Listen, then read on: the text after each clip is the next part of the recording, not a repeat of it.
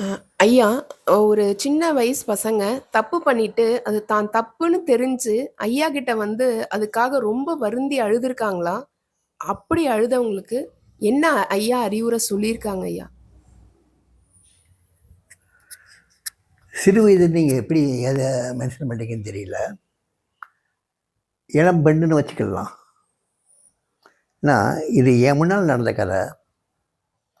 ஒரு தாய் தகப்பன், ஒரு இளம் பெண், கல்லூரிக்கு போய்கிட்டு இருந்த பெண் 3 பேர் வர்றாங்க.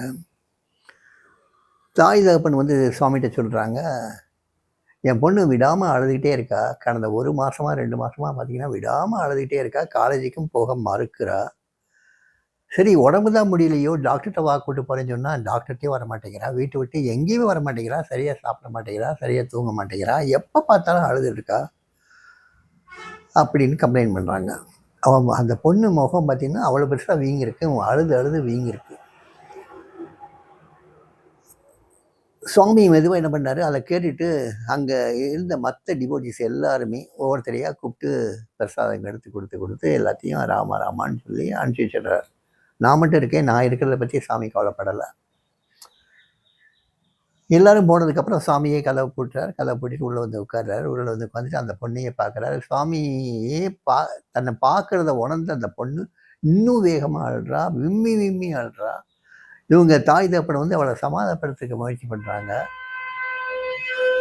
வேண்டான்னு கையை காட்டுறாரு. நீங்கள் விட்டுருங்க, அலட்டுன்னு சொல்கிற மாதிரி கையை காட்டி அவங்க அமைதிப்படுத்துகிறார். இப்போ கொஞ்ச நேரம் ரொம்ப விம்மியாக அழுறா. அப்புறம் கொஞ்ச நேரம் அப்படியே தன்னைத்தானே சாந்தப்படுத்திக்கிட்டு அப்படியே அமைதியாக உட்காந்துருக்கா. அவர்கிட்ட சாமி மெதுவாக கேட்குறார். சிரிச்சு கொஞ்சம் இதமாக ஒரு புன்னகையோடு கேட்குறார், காப்பி குடிக்கலாமான்னு கேட்குறார். அவள் மெதுவாக சரி சாமிங்கிறாப்புல. பார்சாரி எங்களுக்கு காப்பி வரட்டும், உடுப்பி ஹோட்டல்லேருந்து காப்பி வரட்டுங்கிறார். நான் போய் காப்பி வாங்கிட்டு வர்றேன். சாமிக்கு 2 கப் காஃபி, அவங்களுக்கு ஒரு 3 கப்பு, என் முன்னால் ஒரு கப்பு, 4 கப்பையும் எடுத்து வச்சாச்சு. காப்பி குடித்து முடித்த உடனே நான் டபராக்களை கொண்டு திருப்பி கொடுக்கறதுக்கு போகிறேன். வந்ததுக்கப்புறம் சாமி மறுபடியும் அப்படியே உட்காந்துருக்காரு. மறுபடியும் அந்த அம்மா சாமி அவளையே பார்க்க அந்த அவள் கண்ணில் தண்ணி வந்துக்கிட்டே இருக்குது. அப்போ சுவாமி திடீர்னு ஒரு ஸ்லோகம் சொல்கிறார். ஸ்லோகம் சொல்லிட்டு அதுக்கு ஆங்கிலத்தில் வந்து மொழிபெயர்த்து சொல்கிறார், ஆத்மா புனிதமானது, ஆத்மா அழிவற்றது, ஆத்மாவை யாரும் களங்கப்படுத்த முடியாது, கரப்படுத்த முடியாது, ஆத்மா எப்பயுமே புனிதமானது அப்படின்னு அந்த சமஸ்கிருத ஸ்லோகத்துக்கு அர்த்தம் சொல்கிறார். இதை கேட்ட உடனே அவளுடைய கதறல் ரொம்ப வேகமாக கதறா, கண்ணீர் வடிக்கிறா. அப்படி கேவி கேவி கேவி கேவி அழுகுறா.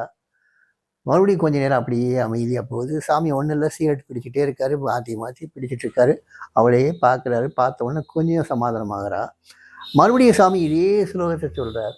இதே மாதிரி அர்த்தத்தை சொல்கிறார். சொன்ன உடனே மறுபடியும் வெடித்து சொல்கிறா, சாமி நான் நாசமாயிட்டேன் சாமி, நான் என்னுடைய கற்பை இழந்துட்டேன் சாமி, எனக்கு தெரியல சாமி, நான் தற்கொலை படிக்கலாம்னு நினச்சேன், ஆனால் முடியல சாமி, நான் சாகிறதுக்கு முடியல, எனக்கு என்ன செய்யறதுனே தெரியல சாமி அப்படின்னு சொல்லி கதறும்போது சாமி மறுபடியும் இதே இதை சொல்கிறாரு. சொல்லிட்டு கடைசி என்ன சொல்கிறாரு, அந்த புனிதமான ஆத்மாமா நீ எந்த பாவமும் நீ பண்ணலை, நீ அந்த புனிதமான ஆத்மா, உன்னை யாரும் கரைப்படுத்த முடியாது, கரைப்படுத்தலை, எதுவுமே உனக்கு நடக்காது, நடக்க விட மாட்டாரு அப்பா, நீ எப்பயுமே புனிதமானவள், நல்லா ஞாபகம் வச்சுக்கோ, பழச பூரா மறந்துரு, எப்பயுமே நீ புனிதமானவள் அப்படின்னு சொல்லி அவளை ஆசீர்வாதம் பண்ணி அனுப்பிச்சி வைக்கிறாரு. இதில் பெரிய விஷயம் என்னென்னா, சுவாமி இந்த டீட்டெயில்ஸ்குள்ளே எதுவுமே போல, யார், எங்கே, என்ன, எப்படி, இந்த மாதிரி அசிங்கமான கேள்விகள் எதுவுமே அவட்ட கேட்கல. ஆனால் அந்த பொண்ணுக்கு ஒரு ஆறுதல், ஒரு நம்பிக்கை, இதை மட்டும் கொடுத்து அனுப்பிச்சிருக்கிறார். இந்த தவறுகள் இது தவறுகளா? That it so happen so that she could come over to Swami. அதனால தான் சுவாமிகிட்ட வர முடிஞ்சது. அவரால் வர முடிஞ்சதுனால ஆத்மானு என்னன்னு தெரிஞ்சிக்க முடிஞ்சது. அதுக்கப்புறம் அவள் வாழ்க்கை வந்து எப்படி, அதுக்கப்புறம் அந்த குழந்தைய நான் பார்க்கல நான், அதுக்கப்புறம் அவள் வாழ்க்கை எப்படி இருக்குங்கிறது கண்டிப்பாக நல்லா தான் இருந்திருக்கும். ஏன்னா சாமிகிட்ட வந்து இந்த மாதிரி ஒரு வார்த்தை வாங்கிட்டு போயிருக்கா, புனிதமானவள்னு ஒரு வார்த்தையை வாங்கிட்டு போயிருக்கா. ஸோ அவள் புனிதமானவளை தான் இருந்திருக்கணும், புனிதமானவளை தான் இருந்திருப்பா. ஆனால் இவ்வளவு சமாச்சாரங்களை வந்து எவ்வளவு சாதாரணமா, இது வந்து மானிட காரியம் கிடையாது. இதே வந்து ஒரு சொந்தக்காரங்கிட்டயோ இல்ல தாய் தகப்பன்கிட்டயோ சொல்லியிருந்தா என்ன மாதிரிலாம் நடந்திருக்கும். இதே தாய் தகப்பன் கூட போகும்போது ஒரு தன்னை ஆசுவாசப்படுத்திக்கிட்டு அந்த வரும்போது இருந்த ஆன்சைட்டி முகத்துல கிடையாது. அந்த அம்மா முகத்துலயும் சரி, அந்த ஐயா முகத்துலயும் சரி, அந்த ஒரு ஒரு ஒரு சாந்தமா தான் போனாங்க.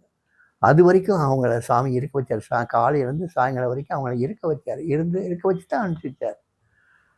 ஸோ இந்த மாரி தவறுகள் செய்யக்கூடியவங்கள வந்து மன்னிக்கிறது இல்ல. அவங்கள அந்த தவறுகளிலிருந்து விடுபட்டு வெளிய கொண்டு வந்து அவங்கள ஒரு வாழ்க்கை, அந்த சீரான வாழ்க்கையில கொண்டு போய் சேர்க்கிறது சாமி தான். இந்த மாரி காரியங்கள் நடக்கிறதுக்கு காரணமே ஞானிகள்ட்ட வரணுங்கிறதுக்காகத்தான்.